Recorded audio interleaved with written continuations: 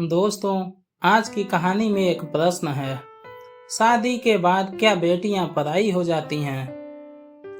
नीलेश 2 दिन के लिए ऑफिस के काम से दूसरे शहर जा रहा था, तो पत्नी से बोला कि चलो तुम्हें तुम्हारे मायके छोड़ देता हूँ। अकेली यहाँ घर में रहकर क्या करोगी, और तुम बहुत डरपोक भी हो। वह खुशी खुशी तैयार हो गई और नीलेश को साथ में लिए निकल गई। और जब वह अपने मायके पहुंचती है तो नीलेश उसे बाहर ही छोड़कर चले जाते हैं। वह देखती है कि मायके का घर का दरवाजा खुला था। माँ और बाबा बाहर बालकनी में बैठे खाना खा रहे थे, अचार और चटनी के साथ। हाल चाल पूछने के बाद उसने अपने बाबा से कहा, आप तो कभी अचार और चटनी के साथ रोटी नहीं खाते, तो आज क्यों? तो बाबा ने कहा, बेटा जी, कभी कभी खा लेनी चाहिए, इसका भी अपना अलग ही मजा है। उसने अपने पिता की आंखों में लाचारी देख ली थी। उतने में भाभी बाहर आईं और चेहरे पर झूठी मुस्कान सजाए पूछने लगी, रहने आई हो?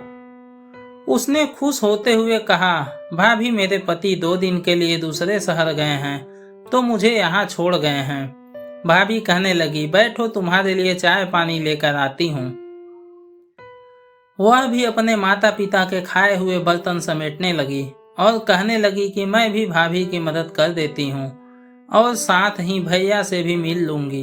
यह कहते हुए वह अंदर चली गई। बर्तन किचन में रखकर वह भाई के कमरे की ओर चल पड़ी, तो उसे भाई और भाभी की बातों की आवाज सुनाई दी। भाभी भैया से कह रही थी, तुम्हारी बहनें ब्याह कर तो गई हैं, लेकिन अम्मा बाबा की चौखट ना छोड़ी अभी तक। जिसका भी दिल करता है मुंह उठाकर बच्चों समेत चली आती है।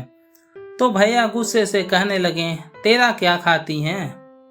यहाँ नहीं आएंगी तो और कहाँ जाएंगी? तो भाभी ने भी झल्लाते हुए कहा, बस अब मुझसे नहीं होती तुम्हारे खानदान वालों की सेवा। तुम्हारे माँ बाप को संभालती हूँ, उन्हें खाना देती हूँ, यही एहसान समझो।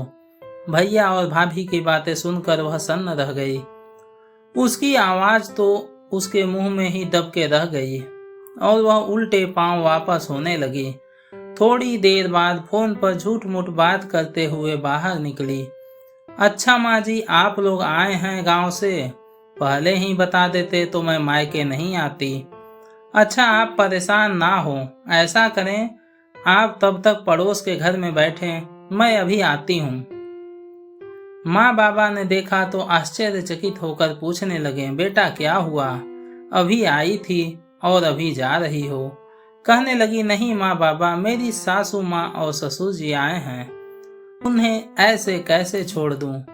अभी जाती हूँ, फिर कभी आ जाऊंगी। आप दोनों अपना ख्याल रखिएगा।